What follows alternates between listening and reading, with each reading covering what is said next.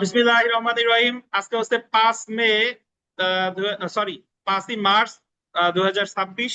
আমাদের Bangladesh bar council লিখিত ব্যাচের দণ্ডবিধির ক্লাস শুরু করতেছি। দেখেন, তো আমরা প্রথমে একটা সমস্যামূলক প্রশ্ন আছে, এটা আলোচনা করব। দেখেন, সেটা হলো যে এই যে এ তার নিজের ব্যবহারের উদ্দেশ্যে, এটা সবাই পাইছেন? দেখেন 44 নম্বর পেজে। তো এ তার নিজের ব্যবহারের উদ্দেশ্যে একটি নৌকা তৈরি করার জন্য বি এর জমিতে তার সম্মতি ব্যতীত একটি গাছ কেটে ফেলে। মানে এ একটা গাছ কাটতে কার জমিতে? বি এর জমিতে। তা পেনাল কোডের সংশ্লিষ্ট ধারা অনুযায়ী অপরাধের নাম এবং সর্বোচ্চ সাজা উল্লেখ করুন। তাহলে এটা আপনি লিখবো কিভাবে? আগে আমরা লিখবো ঘটনার বর্ণনা। আমি আপনাদের ঘটনার বর্ণনা লিখতে বলছি। প্রশ্নে যেটা জানতে চাইছে তার তার সেই লাইনের আগ পর্যন্ত হচ্ছে কি ঘটনার বর্ণনা। তাহলে একেবারে শুরু থেকে শেষে অর্থাৎ কেটে ফেলে এই পর্যন্ত হবে কি ঘটনার বর্ণনা। তারপরে আসে বিচার্য বিষয়। বিচার্য বিষয় হবে তা পেনাল কোডের সংশ্লিষ্ট ধারা অনুযায়ী অপরাধের নাম এবং সর্বোচ্চ সাজা উল্লেখ করুন না, উল্লেখ করতে হবে। কি বলেন?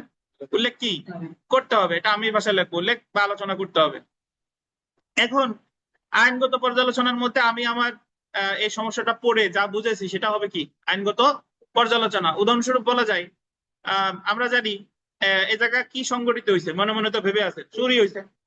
তাহলে 378 দ্বারা চুরির সংজ্ঞা দিবেন যে যদি একজন ব্যক্তি আরেকজন ব্যক্তির অস্থাবর সম্পত্তি তার সম্মতি ব্যতীত অসাধু উপায়ে তার সম্মতি ছাড়া একটু হলেও কি করে স্থানান্তর করে, তার দখলতে নিয়ে একটু হলেও স্থানান্তর করে, সে চুরি করেছে বলে গণ্য হবে। এছাড়া চুরি ব্যাখ্যায় আছে যে কোনো সম্পত্তি যতক্ষণ পর্যন্ত মাটির সাথে লেগে থাকে ততক্ষণ পর্যন্ত সেটা অস্থাবর সম্পত্তি নয়, মাটি থেকে বিচ্ছিন্ন করলেই কি হবে অস্থাবর সম্পত্তি। তো যেহেতু এখানে অমুক তমুকের জমিতে অসাধু উদ্দেশ্যে গাছটা কি কেটেছে, তো অসাধু উদ্দেশ্যে গাছ কেটেছে, অসাধু উদ্দেশ্য মানে তার উদ্দেশ্য খারাপ, গাছ কাটার সাথে সাথে অস্থাবর সম্পত্তি হয়ে গেছে, তাহলে এক্ষেত্রে সে চুরি করেছে 379 ধারায়। আর চুরির সর্বোচ্চ শাস্তি হলো 379 ধারায় 3 বছর পর্যন্ত কারাদণ্ড এবং অর্থদণ্ড। এই তো এটা এটা এই যে যা যা বললাম এটা হবে আইনগত পর্যালোচনা এবং সিদ্ধান্তে বলবেন এক কথায় যে এ দণ্ডবিধির এত ধারায় অপরাধ করেছে। বোঝা গেল? তারপরেরটায় চলে আসি। দেখেন, এগুলা আপনাদের বাড়ি কাজ দিছিলাম, আপনারা লেখেন নাই এগুলা। এই সমস্যামূলক প্রশ্ন আমি কিন্তু প্রচুর লিখে দিছি। আমাদের মজার বিষয় হলো কি, আপনারা আমি এই যে শীট দিছি এই শীটে আপনার আইন পাটে যা আছে প্রিলি মাস্টারে যা আছে তার সেই জায়গা কিন্তু বেশি আছে, কিন্তু দেখবেন যে ওই জায়গার পেনাল কোড যত মোটা আমাদের পেনাল কোডের অংশ তার সে কি চিকন। ঠিক আছে, কিন্তু ওই জায়গা যা আছে এই জায়গাও কি আছে তার চেয়ে বেশি আছে, তার চেয়ে বেশি আছে। সো আপনি ওই জায়গা আছে কিরকম এক প্রশ্ন 3 নাঙ্গিকে আসছে 3 বার ওই জায়গা ওইভাবে লেখা আছে।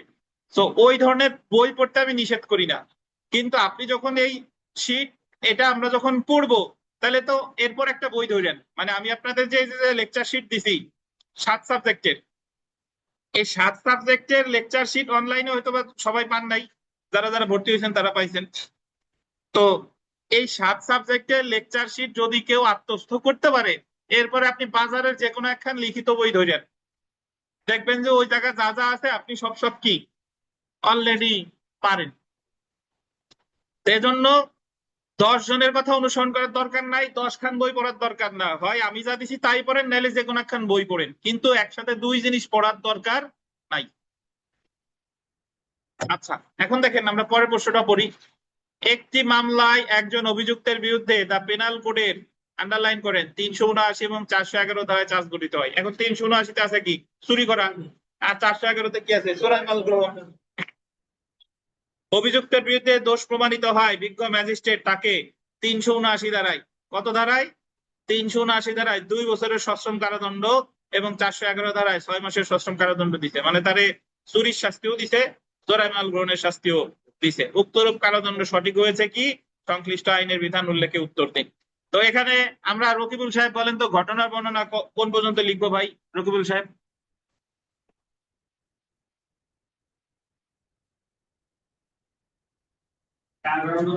কারাদণ্ড দিলেন এই পর্যন্ত হবে ঘটনার বর্ণনা। আর এরপরে বিচার্য বিষয় লিখবো যে উক্তরূপ কারাদণ্ড সঠিক হয়েছে কিনা তার সংশ্লিষ্ট আইনের বিধান উল্লেখকে আলোচনা করতে হবে। ঠিক আছে, এখন আমরা চলে আসবো আইনগত পর্যালোচনা। এই প্রশ্নের উত্তর কিন্তু আমরা একটা প্রশ্নে পড়ছি, ওই যে লেখা ছিল যে একই সাথে কি চুরি এবং চোরাই মাল গ্রহণের সাজা দেওয়া যাবে কিনা, তাহলে ওই প্রশ্নের উত্তর যা এটার উত্তরও কি তাই। অর্থাৎ যে ব্যক্তি চুরি করছে যদি তার কাছ থেকে ওই চোরাই মাল উদ্ধার করা হয় তাহলে সে তার বিরুদ্ধে কিন্তু 411 ধারায় চার্জ গঠন করা যাবে না। কারণ চোর চুরি করলে তার কাছ থেকেই চোরাই মাল থাকবে, এটাই তো স্বাভাবিক। তো এই ক্ষেত্রে শুধু তাকে সাজা দিতে হবে 379-তে। তবে যদি তার কাছ থেকে সে যা চুরি করছে এটা ছাড়াও অন্য কোনো মাল উদ্ধার করা হয় সেক্ষেত্রে তার বিরুদ্ধে চোরাই মাল গ্রহণের সাজা দেওয়া যেতে পারে। কিন্তু একটা লোক গরু চুরি করছে, তার কাছ থেকে গরুই উদ্ধার করছে, তাহলে তার বিরুদ্ধে মামলা 379, 411 ধারায় দিলেও শেষ পর্যন্ত টিকবে কোন ধারা? 379। এই তো কথা।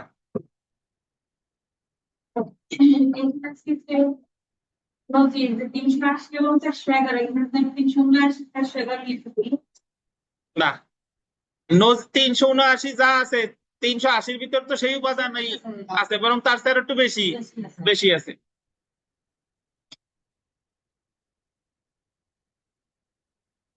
দেখেন আমরা তারপরেরটা দেখি। এই ধরনের প্রশ্ন প্রচুর আসে। 2000 কত সালে আসলো? 7 সালে বাংলাদেশ বার কাউন্সিল পরীক্ষা এসেছে। এটা একটু দেখেন। 10 জন ডাকাত মারাত্মক অস্ত্রে সজ্জিত হয়ে ইব্রাহিম মাস্টারের বাড়িতে ডাকাতি করে। কয়জন ডাকাত? 10 জন ডাকাত। ডাকাতির সময় বাড়ির ছেলে মেয়েদের গায়ে হাত না দেওয়ার জন্য ইব্রাহিম মাস্টার ডাকাতদের অনুরোধ করে। ইব্রাহিম মাস্টার বলছে, বাবারা তোমরা আমার বাচ্চা কাচ্চার গায়ে হাত দিও না, তোমরা যা যা চাও নিয়ে যাও। ওই সময় ডাকাত সর্দার বন্দুক দিয়ে ইব্রাহিম মাস্টারকে গুলি করে হত্যা করে। ডাকাত সর্দার বললে যে কি এত বড় কথা, কি করবো না না করবো আমার ব্যাপার, তুমি আমার দিক নির্দেশনা দাও, গুলি করে মেরে ফেলছে। এরপর ডাকাত দল লুণ্ঠিত মালামাল নিয়ে চম্পট দেয়। চম্পট দেয় মানে পলাত চলে যায় আর কি। বিচারের সময় আপনি ডাকাতের বিরুদ্ধে কিভাবে পৃথক চার্জ গঠন করবেন? আপনার উত্তরের অনুকূলে কারণ দর্শান। মানে এই জায়গায় কিভাবে পৃথক চার্জ গঠন করবে, মানে কোন ধারায় চার্জ গঠন করবে, এটা আসলে জানতে চাইছে। তো তাহলে এখানে আপনি যেটা আলোচনা করবেন এই জায়গায় এই কানিস পাতা না, আপনি বলেন এই জায়গায় ঘটনার বর্ণনা কোন পর্যন্ত হবে বলেন? চম্পট দেয়। ধন্যবাদ। শুরু থেকে শুরু করে চম্পট দেয়। আর বিচার্য বিষয় হবে যে বিচারের সময় আপনি বিচারের সময় আপনি ডাকাতের বিরুদ্ধে কিভাবে পৃথক চার্জ গঠন করবেন। এখন এই জায়গাটা আপনি হবে না, কি আসবে? ডাকাতের বিরুদ্ধে কিভাবে চার্জ গঠন করতে হবে তা আলোচনা করতে হবে। শেষ। এখন আইনগত পর্যালোচনা। এই জায়গা ডাকাতি যে হয়েছে এটা নিয়ে কোনো সন্দেহ আছে? ডাকাতি হয়েছে এটা নিয়ে কোনো সন্দেহ নাই। আর আমরা নর্মালি জানি, গতদিন করছিলাম যে 396 ধারায় বলছে যে ডাকাতি করতে গিয়ে যদি খুন করে তাহলে অন্যান্য ডাকাত দলের সম্মতি থাক বা না থাক সবাই সমানভাবে কি দায়ী হবে। এবং এই জায়গা অন্য কোনো ধারার দরকার নাই। যৌথ দায়ের জন্য 34 আনার দরকার নাই, খুন করার জন্য 302 আনার দরকার নাই, কারণ 393 ধারাটা হলো স্বয়ংসম্পূর্ণ। কি বলেন? স্বয়ংসম্পূর্ণ। তাহলে এই জায়গা কি করছে ভাই? কোন সহ ডাকাতি করেছে বলে গণ্য হবে। এবং আলোচনা, এবং এটা কত ধারা? 393 ধারা। এখন এই প্রশ্ন ভাই 2-3 পেজও লেখা যায়, আবার সংক্ষেপেও লেখা যায়। এখন কিভাবে লিখবেন এটা আপনি কিভাবে সিদ্ধান্ত নেবেন বলেন? আমি দেখবো যে প্রশ্নের মাপ কত এবং আমার হাতে সময় আছে কত, সেইভাবে আমি সিদ্ধান্ত নেব। বুঝছেন? একেবারে বড় করে আমি লিখবো না, ছোট করেও লিখবো না। বড় দরকার হলে বড়, ছোট দরকার হলে ছোট।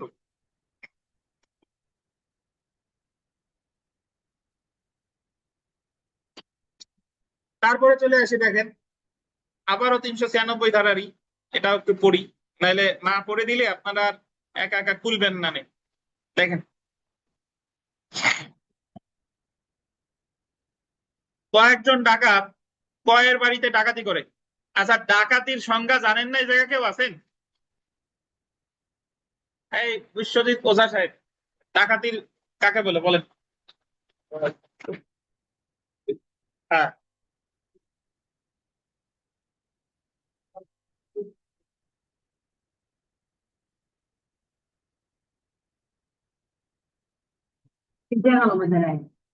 ওনার বলতে দেন, ওনার বলতে দেন, ওনার বলতে দেন। বলেন বলেন বলেন ভাই।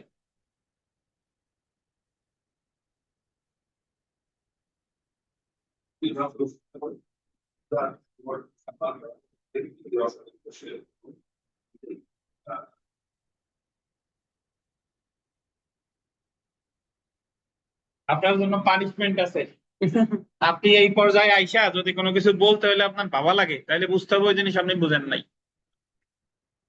আমি তো আপনার বইয়ের সংজ্ঞা চাই নাই, আমি আপনি আপনি আমার জাস্ট বুঝাই দিবেন যে স্যার এই জায়গা এরকম ঘটনা ঘটলে এটা হয়েছে ডাকাতি।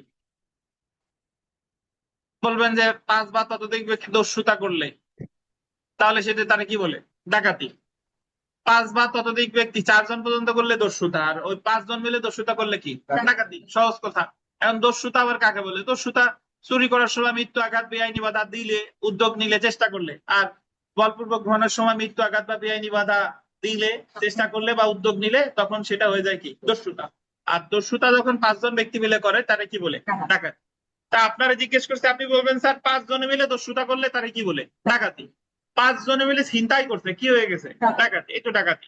দেখেন তো, কয়েকজন ডাকাত কয়ের বাড়িতে ডাকাতি করে, সে সময় ক বাধা দিলে খ ব্যতীত অন্য ডাকাতগণ ক কে হত্যা করতে উদ্যত হয়।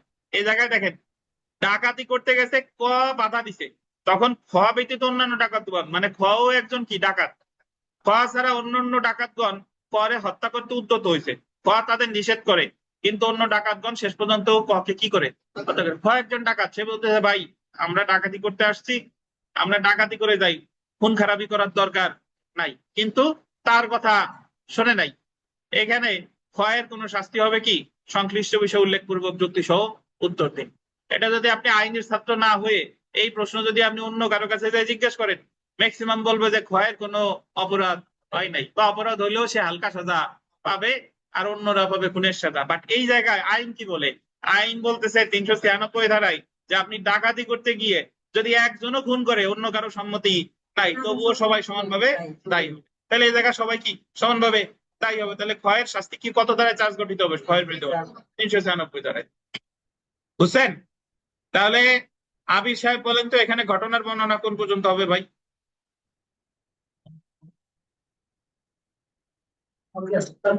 ককে হত্যা করে, ধন্যবাদ, ককে হত্যা করে। তারপর বিচার্য বিষয় লিখবো যে ক্ষয়ের কোনো শাস্তি হবে কিনা তা আলোচনা করতে হবে নাকি? আচ্ছা, তারপরেরটাই চলে আসেন। তাহলে 396 থাকা থেকে ধারা থেকে কিন্তু অনেক উদাহরণ, মানে অনেক প্রশ্ন এসেছে প্রবলেমেটিক, এবং এসে থাকে। দেখেন, কে, এল, এম, এন এন্ড পি কয়জন হচ্ছে? 6 জন। একটি বাড়িতে ডাকাতি করা গেলে বাড়ির মালিক আর কে খুন করে? এরা সবাই মিলে খুন করছে কারে? আর রে। তবে লোকজনের চিৎকারে ডাকাত দল কোনো মালামাল নিতে পারে নাই। খুন করার পর লোকজনের চিৎকারে, মানে লোকজন চলে আসছে, তারপরে তারা পালায় চলে গেছে। এক্ষেত্রে তাদের ফৌজদারি দায় নিরূপণ করুন, মানে তারা কিসের জন্য দায়ী হবে? আমরা জানি ডাকাতির সংজ্ঞার মধ্যে আছে যে 5 বা ততোধিক ব্যক্তি দস্যুতা করলে বা দস্যুতা করার চেষ্টা করলে, তখন সেটা কি হবে? ডাকাতি। সো এই জায়গায় লোক ছিল 6 জন, এবং তারা ডাকাতি কালে কি করেছে? হত্যা করেছে। তাই মালামাল নেক বা আনেক, তারা সবাই খুন সহ ডাকাতির জন্য কি হবে? দণ্ডিত হবে। বুঝছেন? সো এটা আসলে আইনগত পর্যালোচনা, নিজের মতো করে লিখবেন, পড়ে নিবেন। আমরা পরেরটায় আসি। দেখেন, আমি আবারও বলে রাখি, এই ধরনের প্রশ্ন কিন্তু পাবেন পাবেন এন্ড পাবেন। প্রবলেমেটিক প্রশ্ন পাবেন, তারপরে ইংরেজি লাইনযুক্ত প্রশ্ন পাবেন, ড্রাফটিং পাবেন, আর রচনামূলক প্রশ্ন তো পাবেনই। সবকিছুর প্রস্তুতি নিয়ে আপনার যেতে হবে, কোনো জায়গায় আমার দুর্বলতা রাখা যাবে না। দেখেন, এবং এই সমস্যামূলক প্রশ্ন লেখার মজা যদি একবার বুঝে ফেলেন, তাহলে মন চাইবে যে এই ধরনের প্রশ্নই আসুক। এই জায়গা ধরেন অন্য প্রশ্ন তো আমার মুখস্থ করা লাগে, এই সকল প্রশ্ন তো আমার নিজের মতো করে লেখা যায়, কোন ধারায় পড়ছে খালি আমার মতো করে ধারাটা আলোচনা করব। দেখেন, এ মহাসড়কে জেড কে পিস্তল হবে, এটা পিগুল হয়ে গেছে। এ মহাসড়কে জেড কে পিস্তল দেখিয়ে তার টাকার ব্যাগ দাবি করে, বলে যে উক্ত টাকার ব্যাগটা এ কে দিতে বাধ্য হয়। এ কোনো অপরাধ করেছে? ব্যাখ্যা করুন। এই জায়গায় আমরা যে টাকার ব্যাগ দিতে দাবি করে এবং ওই মুহূর্তে দিতে বাধ্য হয়, তো এই জায়গা হচ্ছে কি? দস্যুতা। যদি এই জায়গা এটা চাঁদাবাজি কিভাবে হতো? রথিন সাহেব বলেন, এই সেম উদাহরণ কেমনে চাঁদাবাজি হতো? এইটার কঠিন বয়স দেখাই যায়। ওদের কোনো কিছু লাভ করতো। কিরকম ক্ষতির ভয় একটা উদাহরণ দিয়ে বোঝান, এই সেম উদাহরণটাই কিভাবে চাঁদাবাজি হতো একটু বোঝান। পিস্তল দেখে ওদের ওদের টাকা না দেয় তো সেটাকে পিস্তল দিয়ে ক্লিক করে বাইরে দাও। তখন ভবিষ্যতে ক্ষতি করে এই ধর্মের যদি কোনো দেয় মুক্তি দেয় তাহলে সেটা একটা জানাবাদি করবো। তৎকালীন ভাবে তাহলে এটা পিস্তল করতে এখনই তাৎক্ষণিকভাবে পিস্তল ধরে তাদের টাকা দাবি করে। আর ওইটা হচ্ছে তাদের ক্ষেত্রে হচ্ছে তাদের ছোট থেকে পিস্তল দেবে গুলি করে বাইরে।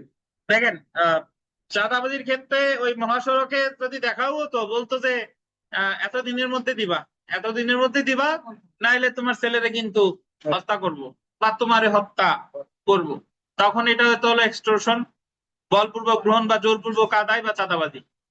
আর যখন ভয়টা ইনস্ট্যান্টলি হচ্ছে বা মৃত্যু আঘাত বা বেআইনি বাধা দিচ্ছে, মৃত্যু আঘাত বা বেআইনি বাধার উদ্যোগ নিচ্ছে, মৃত্যু আঘাত বা বেআইনি বাধার তাৎক্ষণিক ভয় দেখাচ্ছে, তখন এটা হয়ে যাবে কি দস্যুতা। সো এখানে যেটা হয়েছে দস্যুতা হয়েছে, এবং এই জায়গায় দস্যুতার সংজ্ঞা দিচ্ছে 390-তে, শাস্তি বলছে 392-তে। মহাসড়কে করলেও এই জায়গায় 10 বছর সশ্রম শাস্তি হবে। আর যদি সেম কাজটা মহাসড়কে করতো কখন, রাতের বেলায়, তখন 392 দ্বারা শাস্তি হতো কত, 14 বছর সশ্রম। এই হচ্ছে কথা। কেউ না বুঝলে প্রশ্ন করেন, বিস্তারিত পড়তেছি না। স্যার হ্যাঁ বলেন।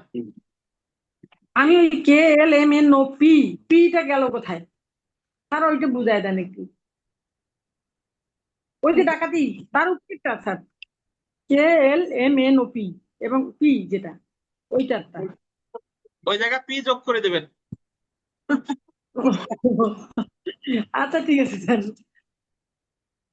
এই ভুলে ভুলে এক জায়গায় ঘুরতে গেছে, আপনারা মনে করে দিয়ে দেন, ঠিক আছে। যদি পাঁচজনের জায়গায় একজন না থাকতো তাহলে হ্যাঁ উনি ঠিক করছে, পি একটি বাড়িতে বাড়ি মালিক আর কে খুন করে, যেটা পিটা লেখা হয় নাই, পি এলো মানে ভুল ক্রমে লেখা হয় নাই, পি লিখে নিয়ে। আচ্ছা আপনি তো ওই জায়গায় পড়ে আছেন, এটা তাহলে বুঝেন না বোধ হয়। দস্যুতা দস্যুতা করছে যে জায়গায়, দস্যুতা। আচ্ছা এর পরেরটা পড়ি, দেখেন।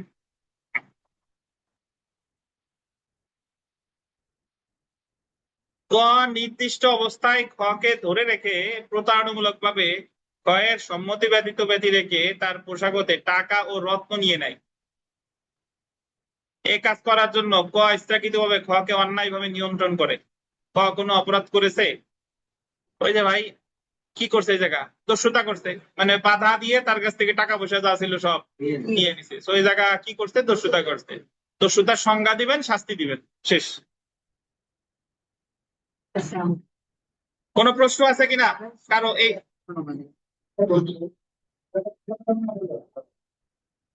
নিয়ন্ত্রণে নেয় মানে কি তারা বানাতেছে। ক্ষয়ের সম্মতি ব্যতিরেক তার পোশাকতে টাকা ও রত্ন নিয়ে নেয়। হ্যাঁ প্রতারণামূলক ভাবে ক্ষয়ের সম্মতি ব্যতি রেখে, এখন সম্মতি ব্যতি রেখে নেই কার যা নেই, তার তো ওই যে বাধা দিছে, অন্যায় ভাবে বাধা দিয়ে তার পকেট থেকে নিয়ে নিছে। আচ্ছা এখানে আপনি দুই ধরনের আলোচনা করতে পারেন। এক, তারে প্রতারণামূলক ভাবে সম্মতি ব্যতি রেখে নিছে, মানে যদিও তারে বাধা বাধা দিছি কিন্তু যখন তার কাছ থেকে নিছি সেটা পাই নাই, এইটুকু ছিল চুরি। আর বাধা দিয়ে যদি তার কাছ থেকে সে বুঝছে যে কিছু নিয়ে নিচ্ছি, তখন হয়েছে কি দস্যুতা।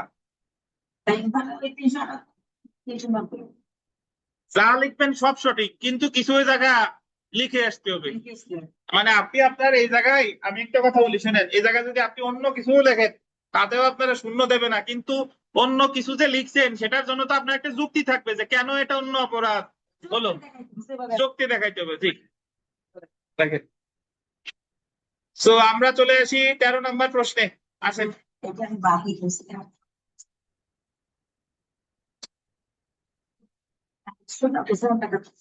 এর ফলে আপনি নিয়ন্ত্রণ করে, নিয়ন্ত্রণ করার তো তাকে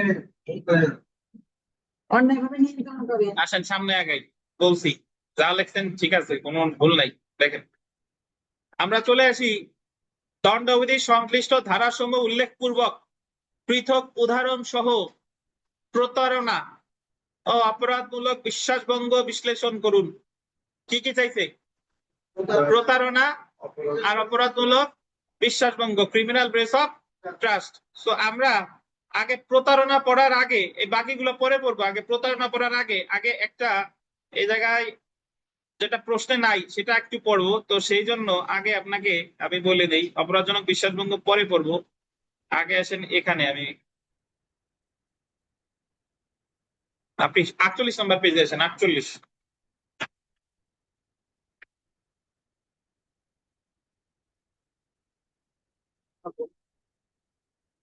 আসছেন? 48 নম্বর পেজে আসে অপরাধমূলক বিশ্বাসভঙ্গ, ক্রিমিনাল ব্রেচ অফ ট্রাস্ট এবং অপরাধমূলক সম্পত্তি আত্মসাৎ, ক্রিমিনাল মিসঅ্যাপ্রোপ্রিয়েশন অফ প্রপার্টি এর পার্থক্য সমূহ আলোচনা করুন। এটা আসছে না? তো ওই প্রশ্নটা আমরা পরে বলবো। আগে কতদিন আমরা পড়ছিলাম? প্রথমে পড়ছিলাম চুরি। চুরি হলো 378 থেকে 382।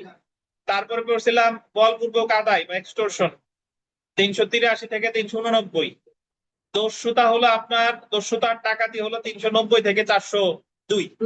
390 থেকে 402। এরপরে যে অধ্যায়টা, এই অধ্যায়টার নাম হচ্ছে অপরাধমূলক সম্পত্তি আত্মসাৎ, ক্রিমিনাল মিসঅ্যাপ্রোপ্রিয়েশন অফ প্রপার্টি। এই অধ্যায়টা হলো 403 থেকে 409। 403 থেকে 409। এই অধ্যায়ে দুইটা অপরাধ আলোচনা করছে, একটা হলো অসাধুভাবে সম্পত্তি আত্মসাৎ, ডিসঅনেস্ট মিসঅ্যাপ্রোপ্রিয়েশন অফ প্রপার্টি, আর একটা হলো অপরাধজনক বিশ্বাসভঙ্গ, criminal breach of trust. So এই দুইটা অপরাধ আগে আমরা পড়ি, তারপরে আবার প্রতারণায় যাবানি। আগে এখানে দেখেন, এই যে উত্তরে আসি, দেখেন পার্থক্য পরে বলবো, আগে এই দুইটা অপরাধ সম্পর্কে আমরা বিস্তারিত জেনে নেই। অপরাধমূলক সম্পত্তি আত্মসাৎ, ক্রিমিনাল মিসঅ্যাপ্রোপ্রিয়েশন অফ প্রপার্টি, এই অধ্যায়ের নাম হচ্ছে অপরাধমূলক সম্পত্তি আত্মসাৎ। ইংরেজিতে কি বলে? Criminal misappropriation of property. অপরাধজনক সম্পত্তি আত্মসাৎ বল দিবেন দুই ভাবে হতে পারে। কয় ভাবে?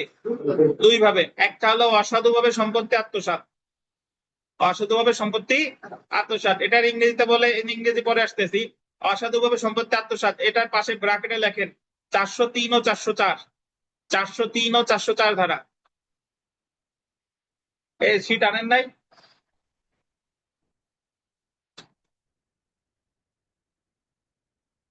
তাহলে অসাধুভাবে সম্পত্তি আত্মসাৎ কত কত ধারা? 403 ও 404। এ লেখছেন না লেখেন নাই? আর অপরাধমূলক বিশ্বাসভঙ্গ, ক্রিমিনাল ব্রেচ অফ ট্রাস্ট, এটার পাশে লেখেন 405 থেকে 409।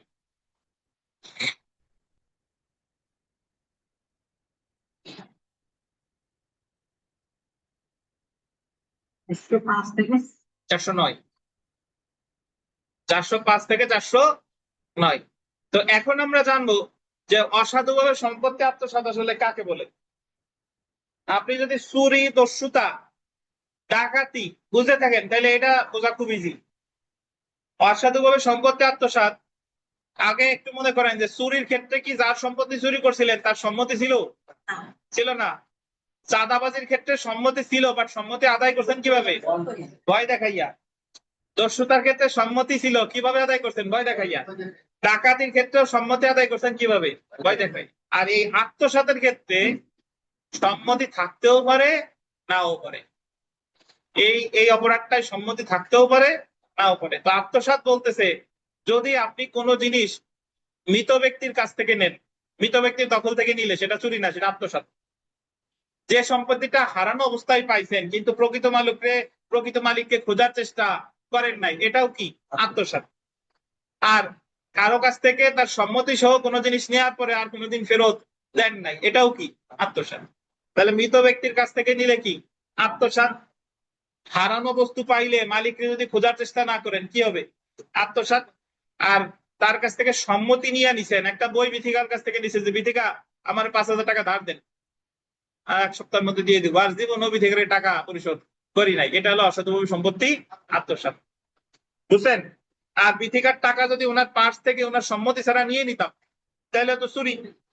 বিথিকারে যদি ভয় দেখাতাম যে 5,000 টাকা যদি না দেন তাহলে আপনার এই ক্ষতি করে ফেলাবো, এবং ভয় পেয়ে উনি 1 মাসের মধ্যে দিয়ে দিছে, এটা হলো চাঁদাবাজি। বিথিকারে ভয় দেখাইছে যে তাৎক্ষণিক ভাবে এখনই দিবেন নাইলে আপনার খবর আছে, উনি ভয়তে দিয়ে দিচ্ছে, দস্যুতা। আর 5 বা ততোধিক ব্যক্তি যদি বিথিকার কাছ থেকে এই 5,000 টাকা নিতাম তাহলে কি? ডাকাতি। আর এই 5,000 টাকা বিথিকার টাকা রাস্তায় কুড়িয়ে পাইছি এবং বিথিকার টাকা আমি জানার পরও বিথিকারে দেই নাই, তাহলে কি আত্মসাৎ? বিথিকা মারা গেছে, বিথিকার পার্স থেকে 5,000 টাকা নিছি, কি আত্মসাৎ? বিথিকা এই মুহূর্তে যদি বিথিকার কাছ থেকে 5,000 টাকা ধার নিছি যে 1 মাস পরে দিয়ে দিব, আর কোনোদিন দেই নাই, এটাও কি আত্মসাৎ? বুঝছেন? তো দণ্ডবিধিতে এই যে অপরাধগুলো, এই অপরাধগুলো যদি আপনি বিস্তারিত ভালোভাবে না বুঝেন, তাহলে ক্রিমিনাল প্র্যাকটিসের ক্ষেত্রে আপনি মামলা দেখার ক্ষেত্রে মামলা সাজাইতে পারবেন না। যে ঘটনা ঘটছে একটা, সাজা দিয়ে দিচ্ছেন, আর ধারা দিয়ে দিচ্ছেন আর একটা, তাহলে কিন্তু হবে না। বুঝতে পারছেন? তো তাহলে আমরা একটু পড়া শুরু করে দেখেন। অসাধুভাবে সম্পত্তি আত্মসাৎ, আত্মসাতের জায়গা থ আছে, অ্যাকচুয়ালি খণ্ডিত হবে আত্মসাৎ, এবং ইংরেজিতে বলে ডিসঅনেস্ট মিসঅ্যাপ্রোপ্রিয়েশন অফ প্রপার্টি। দণ্ডবিধি 403 ধারায় অসাধুভাবে সম্পত্তি আত্মসাতের সংজ্ঞা এবং শাস্তি প্রদান করা হয়েছে। 403 ধারা অনুযায়ী অসাধুভাবে সম্পত্তি আত্মসাতের অর্থ হলো, আন্ডারলাইন করবেন, অসাধুভাবে কোনো গোল দিবেন অস্থাবর সম্পত্তি, অস্থাবর। আর একটা মজার কথা বলি, এই যে দণ্ডবিধিতে আমরা যত অপরাধ করছি, শুধু 2টা অপরাধের বিষয়বস্তু অস্থাবর সম্পত্তি, একটা হলো চুরি আর একটা হলো এই অসাধুভাবে সম্পত্তি আত্মসাৎ। এই 2টা ছাড়া আর বাদ বাকি যত আছে সবগুলোর বিষয়বস্তু কি স্থাবর বা অস্থাবর উভয়। তাহলে দেখেন অসাধুভাবে কোনো অস্থাবর সম্পত্তি আত্মসাৎ বা তছরূপ করা, এর আরেক নাম কি? তছরূপ করা বা নিজ ব্যবহারে পরিণত করা হলে তা অসাধুভাবে সম্পত্তি আত্মসাৎ বলে গণ্য হবে। তো আমরা শর্ত উপাদানে চলে আসেন। অসাধুভাবে সম্পত্তি আত্মসাৎকরণের অপরাধ সংগঠন হয়েছে বলে গণ্য হবে যদি নিম্নলিখিত শর্তসমূহ পূরণ করা হয়। কি কি? অভিযুক্ত ব্যক্তি অসাধুভাবে অন্যের সম্পত্তি আত্মসাৎ করেছে, সম্পত্তিটি অবশ্যই কি সম্পত্তি হতে হবে? অস্থাবর সম্পত্তি হতে হবে। সম্পত্তিটি নিজ ব্যবহারে অসাধুভাবে পরিণত করেছে, বা অসাধুভাবে সম্পত্তি আত্মসাৎ সম্মতি সহ বা সম্মতি ব্যতীত হতে পারে। এই ক্ষেত্রে কি হইতে পারে? সম্মতি সহ হইতে পারে, সম্মতি ছাড়াও হতে পারে। তো এখানে 2টা উদাহরণ আছে। আগে প্রথম উদাহরণটা আমরা একটু পড়ি, দেখেন। সরি, একটাই আছে উদাহরণ। ক ক্ষয়ের নিকট থেকে 2টি বস্তা নিয়ে যায়, পরবর্তীতে ফেরত না দিয়ে বিক্রি করে দেয়। এক্ষেত্রে ক অসাধুভাবে সম্পত্তি আত্মসাৎ করেছে বলে কি হবে? গণ্য হবে। রকিবুল সাহেব, এই বস্তা 2টা কিভাবে নিলে চুরি হতো বলেন?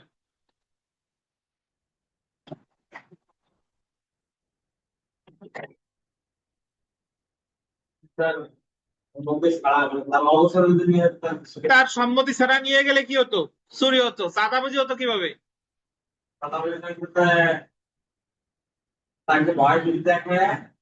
এই বস্তা 2টা যদি আমাকে না দাও, তাহলে তোমার গাছের সব আম পেড়ে নিয়ে যাব, এবং 5 দিন পরে বস্তাটা দিয়ে দিছে, এটা হচ্ছে কি? চাঁদাবাজি।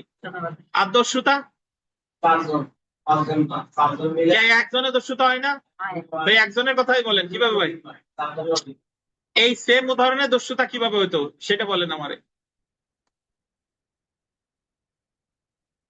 খোয়ারে মারপিট করে বস্তা নিয়ে গেছে, বস্তা দিবি না, তোরে বস্তায় করবো দাঁড়া, এই কথা বলে মেরে বস্তা 2টা নিয়ে গেছে, তাহলে হচ্ছে কি?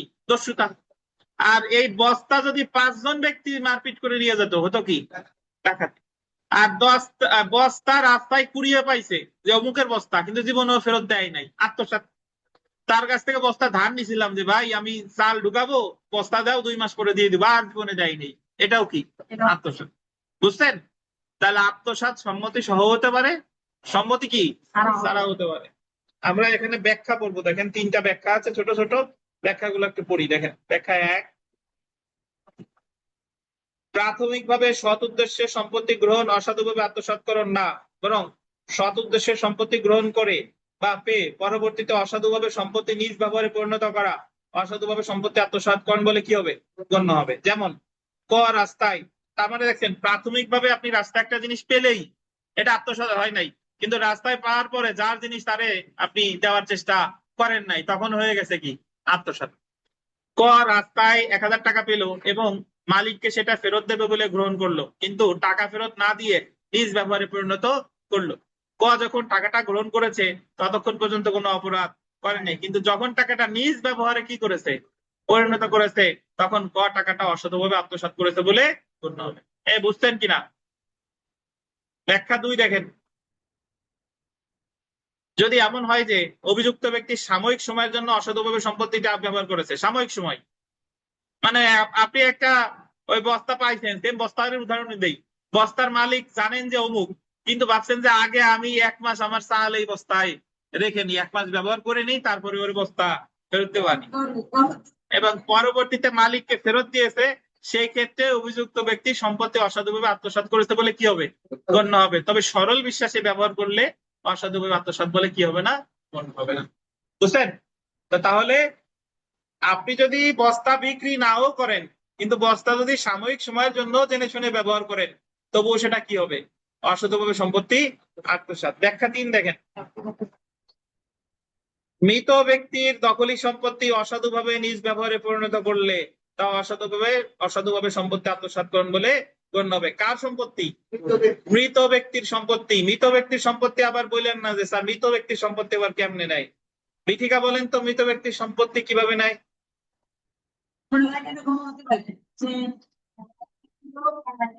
কাজ করছে হ্যাঁ,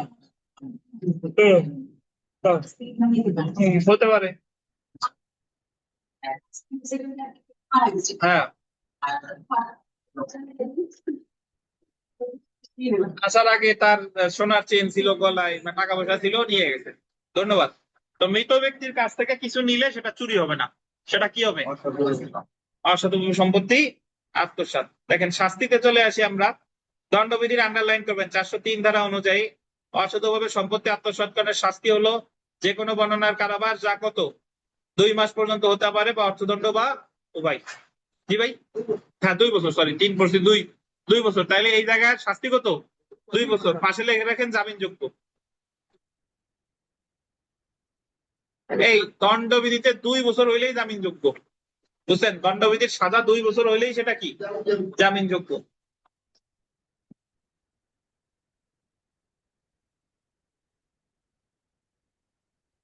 তারপরে দেখেন দণ্ডবিধি 404 ধারা অনুযায়ী মৃত লোকের মৃত্যুকালে তার সম্পত্তি অসাধুভাবে আত্মসাৎকরণের শাস্তি হলো যে কোনো বর্ণনার কারাবাস, যা 3 বছর পর্যন্ত হতে পারে, এবং সেই সাথে কি? অর্থদণ্ড। তবে যদি মৃত ব্যক্তির চাকর, যদি, তাহলে এখানে বুঝেন মৃত ব্যক্তির কাছ থেকে নিলেই কত টাকা, কত বছর? 3 বছর। তবে যদি মৃত ব্যক্তির চাকর যদি মনিবের সম্পত্তি অসৎভাবে আত্মসাৎ করে, চাকর নিছে, তবে উক্ত চাকর যে কোনো বর্ণনার কত বছর? 7 বছর কারাদণ্ড এবং অর্থদণ্ডে দণ্ডিত হবে। তাহলে মৃত ব্যক্তির কাছ থেকে অপরিচিত কেউ নিলে 3 বছর, আর মৃত ব্যক্তির কাছ থেকে তার যদি ক্লার্ক বা চাকর যদি নাই, তাহলে কত? 7 বছর।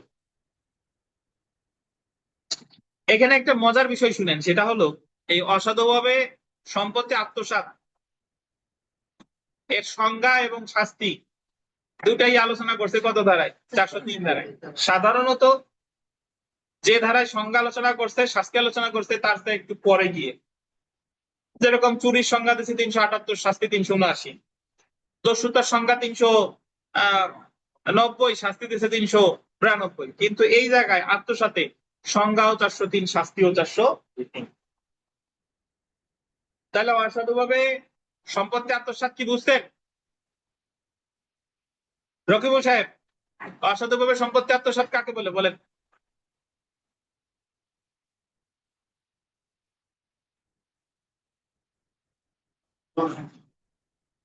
বলেন।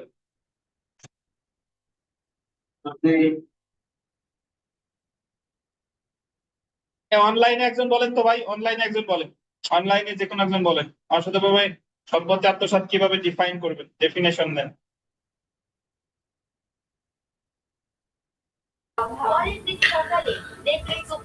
স্যার, একজন ব্যক্তি অপর কোনো ব্যক্তির সম্মতি নিয়ে অথবা সম্মতি ছাড়া যে কোনো ভাবে হোক না কেন সম্পত্তি নিচে নেওয়ার পরে সেটা আর ফেরত দেয় নাই, বা ফেরত দিলেও সেটা কিছুদিন ব্যবহার করছে অসাধুভাবে। আচ্ছা, সম্মতি ছাড়া তো বললেন, সম্মতি ছাড়া যদি তার সম্মতি নাই, তার সামনে থেকে তার মোবাইলটা নিয়ে গেলাম, তার সম্মতি নাই, তাহলে এটা কি আত্মসাৎ হবে কিনা? স্যার এখানে দেখতে হবে দখলে আছে কিনা, যদি দখলে থাকে তাহলে চুরি হবে, আর দখলে না থাকলে তাহলে আত্মসাৎ হবে। আপনার কাছ থেকে আপনার সম্মতি ছাড়া আপনার মোবাইলটা আমি নিয়ে গেলাম, এটা কি আত্মসাৎ হবে কিনা? আপনি না স্যার, মালিক, চুরি হবে। হ্যাঁ, আচ্ছা চুরি হবে সম্মতি ছাড়া, হ্যাঁ হ্যাঁ বলেন। চুরি এখন হবে স্যার, যেহেতু আমার দখলে আছে সেহেতু সম্মতি ছাড়া নিলে চুরি হবে। আপনি যদি দেখেন যে আপনার ফোন নিয়ে যাচ্ছে, আপনি দেখছেন, হ্যাঁ দাঁড়ান আমি বলতেছি, ভারতে আগে ওনার প্রশ্নটা করে নি। দাঁড়ান, আপনি বলতেছেন যে ঠিক আছে। মাহমুদ সাহেব আপনার আপনার পকেট থেকে নিলে আপনার সম্মতি ছাড়া নিছি, সেটা তো চুরি হলো।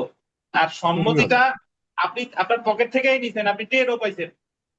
আপনার পকেট থেকে নিছি, আপনি সম্মতি তো ডেফিনেটলি নাই, বাট আপনি বুঝতে পারছেন যে আপনার পকেট থেকে মোবাইল নিয়েছি, তাহলে কি হবে?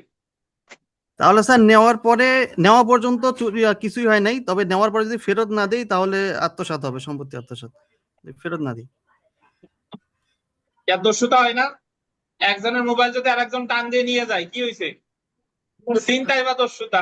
আপনার সম্মতি ছাড়া বলতে তো ওই জায়গা কিছু করার নাই। আমি তো বলতে, সম্মতি ছাড়া যদি এরকম হতো যে আপনি টেরই পান নাই, তাহলে হয়েছে কি চুরি। আর আপনি দেখছেন যে আপনার ফোন নিয়ে যাচ্ছে, তাহলে হয়েছে কি দস্যুতা। আর ওই মোবাইলটা যদি আপনি রাস্তায় পেতেন, মালিকের নাম জানেন কিন্তু জীবনে তারা ফেরত দেন নাই, সেটা আত্মসাৎ। বা ওই মোবাইলটা তার কাছ থেকে ধার নিছি যে ভাই আমার 20 দিন ব্যবহার করতে দাও, ধার নিয়ে আর জীবনে ফেরত দেই নাই, তাহলেও কি আত্মসাৎ। আর একটা গুরুত্বপূর্ণ কথা বলে নি, সেটা হলো চুরির ক্ষেত্রে প্রমাণ করা লাগে দখল। চুরির ক্ষেত্রে যে মামলা করে তার প্রমাণ করা লাগে কি দখল, আর আত্মসাতের ক্ষেত্রে প্রমাণ করা লাগে মালিকানা। একটু খেয়াল করেন, চুরির ক্ষেত্রে যিনি মামলা করবেন তার ওই সম্পত্তির মালিক হওয়ার দরকার নাই, সে যদি দেখায় যে আমার দখল থেকে এই সম্পত্তিটা নিছে, তাহলে হবে। আর আত্মসাতের ক্ষেত্রে অবশ্যই কি হইতে হবে? মালিক।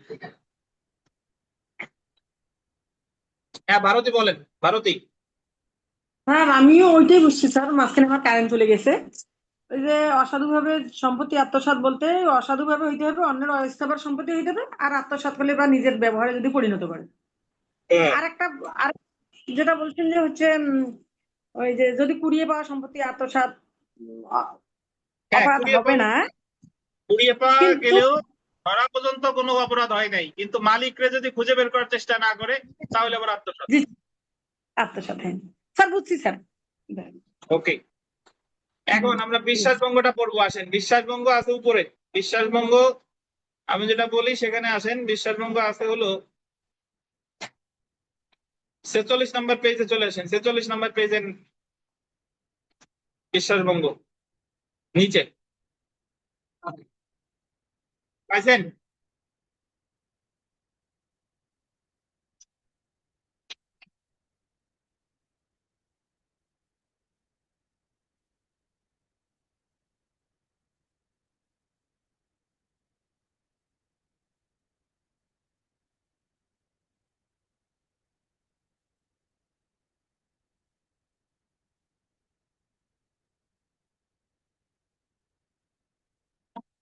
দেখেন আমরা বিশ্বাসভঙ্গটা পড়ি, বিশ্বাসভঙ্গ একটু বুঝাই। অপরাধমূলক বিশ্বাসভঙ্গ, ক্রিমিনাল ব্রেচ অফ ট্রাস্ট।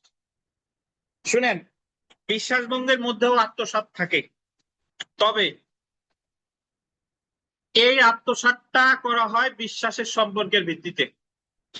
অর্থাৎ আপনি রাস্তায় একটা মোবাইল ফোন কুড়িয়ে পেয়েছেন, যার মোবাইল ফোন কুড়িয়ে পেয়েছেন ওই লোকটারে আপনি আর খুঁজে বের করার চেষ্টা করেন নাই, বা ওই লোকের সাথে আপনার কোনো সম্পর্ক নাই, আগে থেকে কোনো সম্পর্ক ছিল না, এটা আত্মসাৎ হয়েছে, বাট এটা বিশ্বাসভঙ্গ হয় নাই। কিন্তু বিশ্বাসভঙ্গ হলে এরকম যে আপনার অফিসের একজন কর্মচারী অফিসের জিনিসপত্র নিজের মতো করে ব্যবহার করতে বা নিয়ে নিছে, এটা হলো বিশ্বাসভঙ্গ।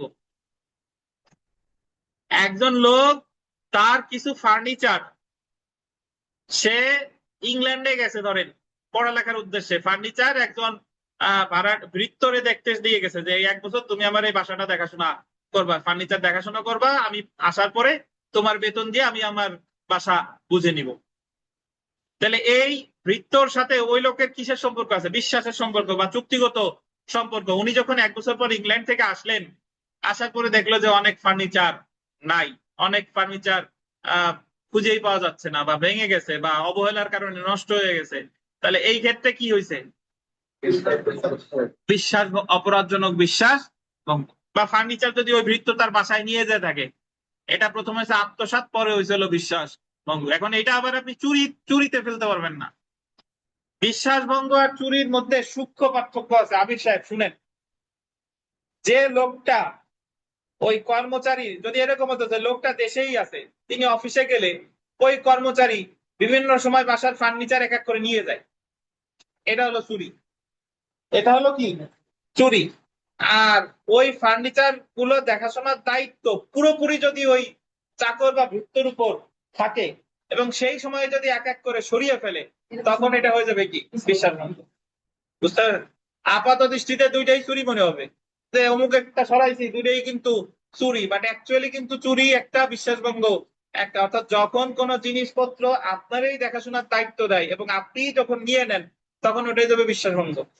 আর যখন মালিকের দখলে থাকা অবস্থায় চাকর কিছু নাই, তখন সেটা হবে কি? চুরি। এই সম্পত্তি ছাড়া আমি অফিস করে বাসায় গেলাম, হ্যাঁ হ্যাঁ হ্যাঁ, চুরি। জি, আপনি ধরেন সুপার শপ গুলোর উদাহরণ দিই। সুপার শপ গুলাতে স্বপ্ন সুপার শপে, ধরেন আগোরা সুপার শপে যারা ওই যে কর্মচারীরা কাজ করে না, এরা বিভিন্ন সময় জিনিস একটা পকেটে ঢুকাই ফেলছে, এটা চুরি। চুরি। এটা কি বলছেন? চুরি। কিন্তু যখন মালিক ওই দোকানে নাই, মালিক এই সুপার শপের সবাইরই দায়িত্ব দিচ্ছে যে তোমরা দেখাশোনা করো, তোমরা বেচা কেনা করো, আমি এই জায়গায় নাই, তোমরা দেখাশোনা করো, তোমরা বেচা কেনা করো, তখন যদি সরাই ফেলে, তখন এটা হলো অপরাধজনক বিশ্বাস। তো তাহলে যখন কারোর সাথে বিশ্বাসের সম্পর্ক থাকে বা চুক্তিগত সম্পর্ক থাকে, পরবর্তীতে যদি সেটা আত্মসাৎ করে, সেটাকে বলে অপরাধজনক বিশ্বাস ভঙ্গ। যারা বাংলা সিনেমা দেখছেন, আমরা প্রজন্ম, আমরা বাংলা সিনেমা দেখছি, জেনজি প্রজন্ম বাংলা সিনেমা তেমন দেখে নাই, ছোটবেলায় বিটিভিতে অনেক দেখছি। ওই যে চলে গেছে নায়কের বাবা, বিদেশে গেছে তার ওয়াইফ বাচ্চা কাছে নিয়ে ঘুরতে, নায়িকার বাবা ধরেন হুমায়ুন ফরিদি তার দায়িত্ব দিয়ে গেছে যে তুমি আমার এই সয় সম্পত্তি দেখাশোনা করো, অফিস দেখাশোনা করো। এরপর যখন বাসায় আসছে 1 মাস পরে, দেখা কি যে ফ্যাক্টরির নাম টাম সকল কিছু চেঞ্জ হয়ে গেছে। তাহলে এই জায়গায় ওই কর্মচারী যেটা করছে, এটা কি করছে? অপরাধজনক বিশ্বাস ভঙ্গ। তাহলে অপরাধজনক বিশ্বাস ভঙ্গের বিষয়বস্তু স্থাবর হতে পারে, অস্থাবর হতে পারে, কিন্তু যে অসাধুভাবে সম্পত্তি আত্মসাৎ, এর আগে যেটা পড়েছি, ওটার বিষয়বস্তু কি? শুধুমাত্র অস্থাবর সম্পত্তি। তো দেখেন,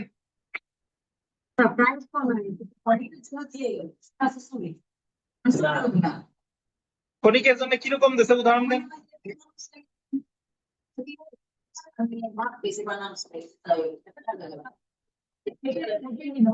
উপর দায়িত্ব দিয়ে দিলেই সে ধরেন মালিকের সম্পত্তি, মালিক ওই যে ভাত খাওয়ার জন্য গেছে, কর্মচারীরা দেখতে দিয়ে গেছে, আত্মসাৎ, বিশ্বাসভঙ্গ হবে।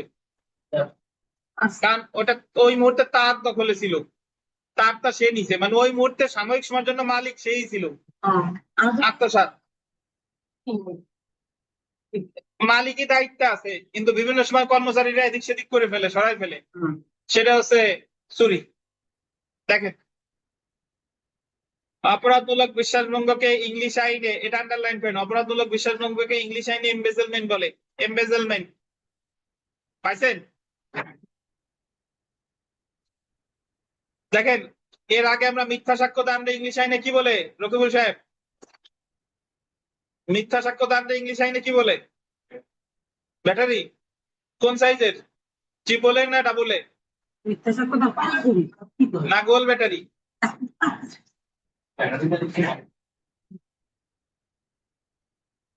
মিথ্যা সাক্ষ্য দানরে বলে পারজুরি, অপরাধমূলক বল প্রয়োগরে বলে ব্যাটারি, ক্রিমিনাল ফোর্সে বলে ব্যাটারি, আর অপরাধজনক বিশ্বাসভঙ্গরে বলে এমবেজেলমেন্ট।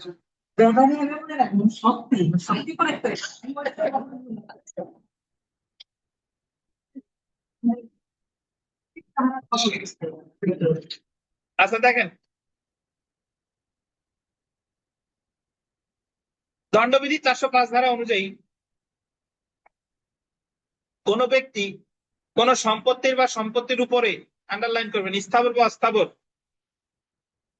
আধিপত্যের বা বিশ্বাস বলে ভারপ্রাপ্ত হয়ে ওই সম্পত্তি কোন ধরনের ক্ষতি সাধন করলে বা বিশ্বাসের হানি ঘটালে বা নিজ ব্যবহারে পরিণত করলে তা অপরাধমূলক কি হবে? বিশ্বাসভঙ্গ হবে।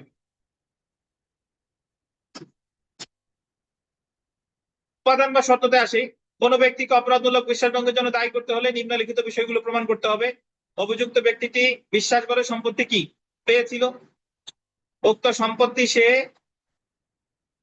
আত্মসাৎ করেছে, বা নিজ ব্যবহারে পরিণত করেছে। আত্মসাৎ করেছে, নিজ ব্যবহারে পরিণত করার পার্থক্য আছে। আত্মসাৎ মানে নিয়ে নিজ ব্যবহারে পরিণত করতে পারে, বিক্রিও করতে পারে।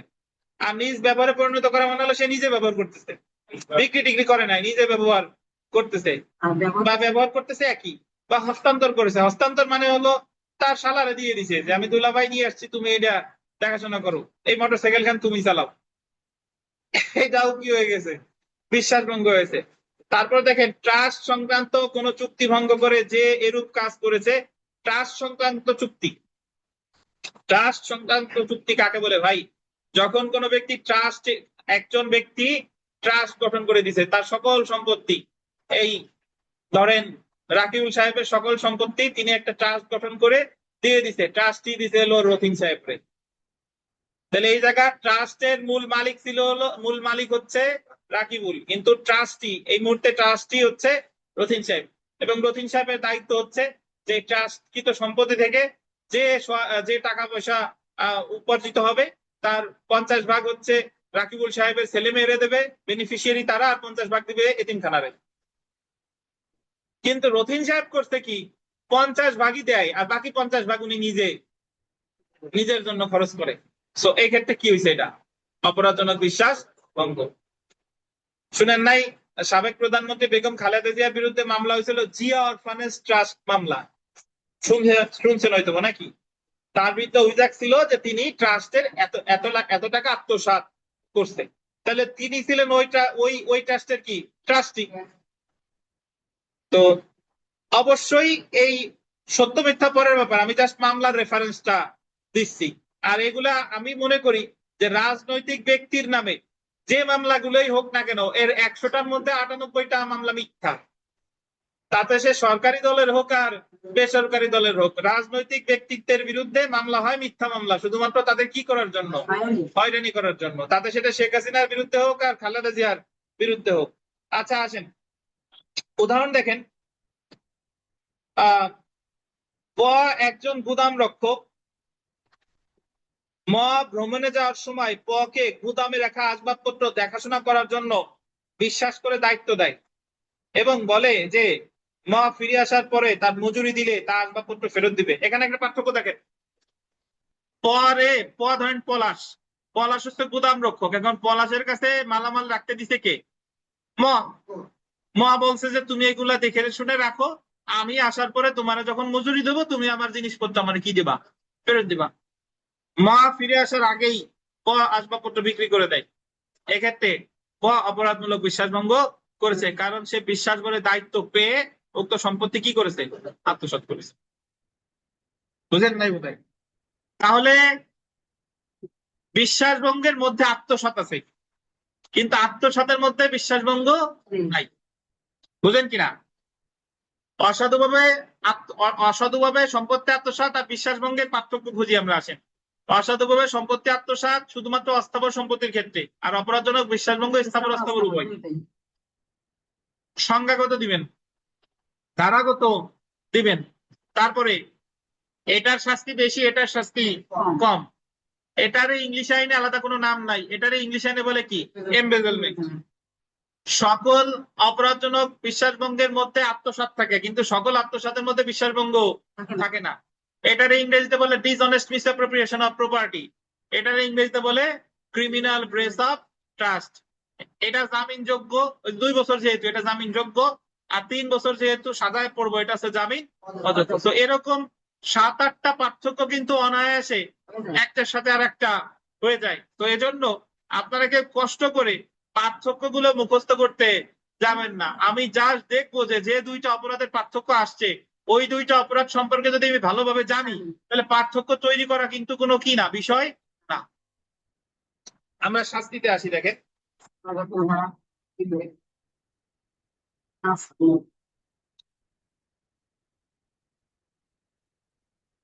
আমরা অনেকেই ছোটবেলায় পার্থক্য মুখস্থ করছি না বুঝিয়া, যে অমুক অমুক জিনিস যায় পার্থক্য মুখস্থ করে যায়। বাট ওই 2টা জিনিসের সম্পর্কে যদি আপনার ধারণা থাকে তাহলে পার্থক্য লেখা কিন্তু কোনো ব্যাপার না। দেখেন আমরা শাস্তিতে আসি। দণ্ডবিধি 406, 407, 408 এবং 409 ধারায় অপরাধজনক বিশ্বাসভঙ্গের শাস্তি বর্ণনা করা হয়েছে। 406 ধারা অনুযায়ী দেখেন, 406 ধারা অনুযায়ী অপরাধজনক বিশ্বাসভঙ্গের শাস্তি হলো যে কোনো বর্ণনার কারাদণ্ড, যা কত 3 বছর পর্যন্ত হতে পারে, অর্থদণ্ড বা উভয়। পাশে লিখে রাখেন জামিন অযোগ্য, জামিন অযোগ্য।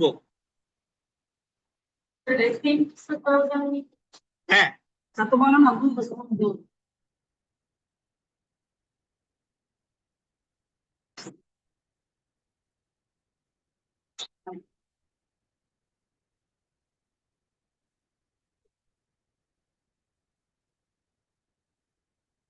যোগ্য হবে না। আচ্ছা এরপরে দেখেন 407 ধারায় কি বলছে। 407 ধারায় বলেছে যে বাহক কর্তৃক অপরাধজনক বিশ্বাসভঙ্গের শাস্তি হলো, বাহক শব্দটা বললেন, বাহক কোনো কিছু আপনার যিনি বহন করে, ধরেন ঔষধ কোম্পানির স্কয়ারের গাড়িগুলো, স্কয়ারের ফ্যাক্টরি থেকে ঔষধগুলো বহন করে না, বেকারির যে গাড়িগুলো বেকারি থেকে মাল খাদ্য জিনিসপত্র নিয়ে বিভিন্ন দোকানে দোকানে দেয়, এটা সে হচ্ছে কি বাহক।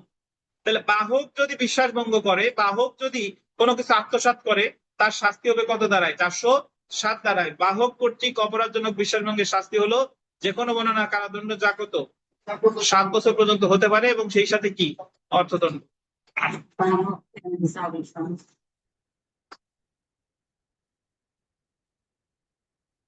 কুরিয়ার সার্ভিস গুলা যে আমাদের মালামাল নিয়ে যদি টাল বাহানা করে, মালামাল দিছি সে ওই পর্যন্ত পাই নাই বা কোনো জিনিস ঠিকঠাক মতো আসে নাই, তাহলে তার বিরুদ্ধে মামলা করবো কিন্তু এই 407 ধারায়।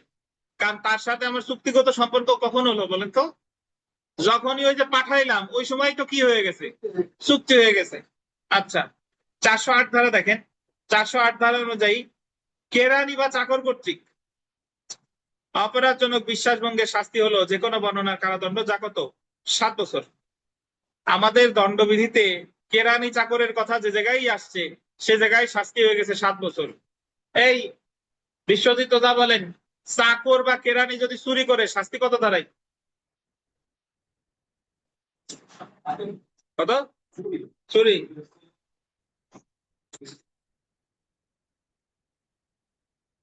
কত? 81। 381-তে চাকর বা ভৃত্য চুরির শাস্তি 7 বছর। আর চাকর বা ভৃত্য মৃত লোকের কাছ থেকে যদি কোনো কিছু আত্মসাৎ করে তাও 7 বছর। কত ধারা? 404 ধারা। মাত্র বললাম 404। আর চাকর বা ভৃত্য বা কেরানি যদি বিশ্বাসভঙ্গ করে তাহলেও শাস্তি কত বছর? 7 বছর। 408 ধারা। 409 ধারা দেখেন। 409 ধারা অনুযায়ী সরকারি কর্মচারী বা ব্যাংকার বা বাণিজ্যিক প্রতিনিধি, আন্ডারলাইন করেন, কে কে সরকারি কর্মচারী, ব্যাংকার বা বাণিজ্যিক প্রতিনিধি বা এজেন্ট কর্তৃক অপরাধজনক বিশ্বাসভঙ্গের শাস্তি হলো যাবজ্জীবন কারাদণ্ড বা যে কোনো বর্ণনার কারাদণ্ড, যা কত হতে পারে? 10 বছর পর্যন্ত হতে পারে। এটুকু বুঝেন? সরকারি কর্মচারী মানে সরকারি কোনো কর্মচারী যদি আত্মসাৎ বিশ্বাসভঙ্গ করে, ব্যাংকার যদি বিশ্বাসভঙ্গ করে, যদি বলেন স্যার কোন ব্যাংক, প্রাইভেট পাবলিক যে কোনো ব্যাংক, তারপরে এজেন্ট কর্তৃক। এই খালেদা জিয়ার বিরুদ্ধে মামলা হয়েছিল 409 ধারায়। এখানে একটু 409 এর নিচে লিখে রাখেন, এই মামলা শুধু দুদক করবে, দুদক, দুর্নীতি দমন কমিশন করতে পারে এই মামলা। 409 মামলা, 409 ধারার মামলা দায়ের করবে দুদক।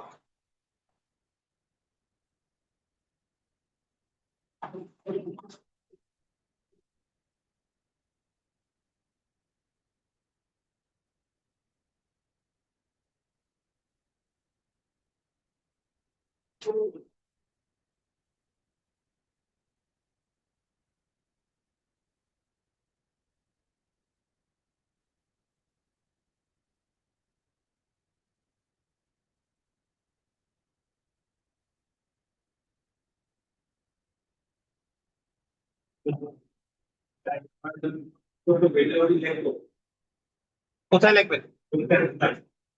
সময় থাকলে লিখবেন, সমস্যা কি? আপনারে এই জায়গা জানার জন্য বলছি, আর যদি সময় থাকে অবশ্যই লিখবেন। তাহলে এই যে সরকারি কর্মচারী, ব্যাংকার, বাণিজ্যিক প্রতিনিধি, এনারা যদি বিশ্বাসভঙ্গ করে মামলা হবে কত ধারায়? 409 ধারায়। শাস্তি কিন্তু অনেক বেশি, দেখেন, যাবজ্জীবন কারাদণ্ড বা যে কোনো বর্ণনার কারাদণ্ড, যা কত বছর পর্যন্ত হতে পারে? 10 বছর এবং অর্থদণ্ড। আপনারা এই মুহূর্তে যারা আমার সামনে আছেন অনলাইন অফলাইনে, আপনারা জাস্ট পয়েন্ট গুলো একটু লিখে দেখান।